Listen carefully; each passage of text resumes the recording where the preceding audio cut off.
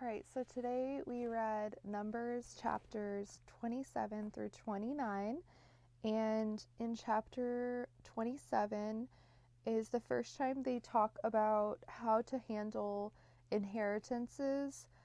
If there was, because typically it was the sons of the father that would get the inheritance.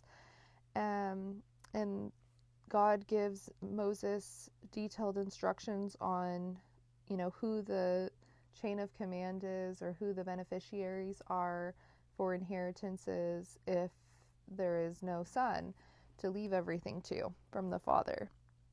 So that's pretty cool. And I love how those women approached him and told him that we should get it because our father had no son. And God said they're right. They should. So that was pretty cool. I love that. And then in chapter 29, this is where, I guess it's actually still in chapter 27. God tells Moses that he's going to see the promised land, but then he is going to, pass away just like Aaron did after he sees it, and he will not actually get to cross into it because he disobeyed the Lord and didn't do what he instructed him to do. He struck the rock instead of speaking to it. So that was his consequence for his behavior and his rebellion against God. And then before he is going to pass away, he gives some more instructions, and he also hands, the leadership over to Joshua to be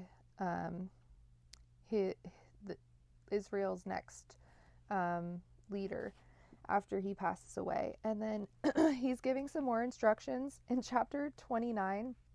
It's very long and a lot of repetition and going through all of the different days of the holy convocations and what they are to do. And I was just thinking, why, as I'm reading it, I'm kind of like wanting to like skip over. I think, we're kind of like, a lot of things in the Old Testament don't apply to us anymore because we know that Jesus is our sacrifice for all time, for everything. So it's easy to kind of skip over that, but I was just thinking about why this is here, and I think there is a purpose for it, and I think it does outline, how difficult it can be to, meet all of the requirements that are placed upon us. And I honestly, from my perspective, it makes me grateful that I can go to Jesus anytime and get forgiveness and not have to come up with all these animals. So I would love to hear from you if you're inclined to comment what stood out to you from the reading from today and what you're thinking about, and looking forward to continuing our study. I hope you have an amazing day.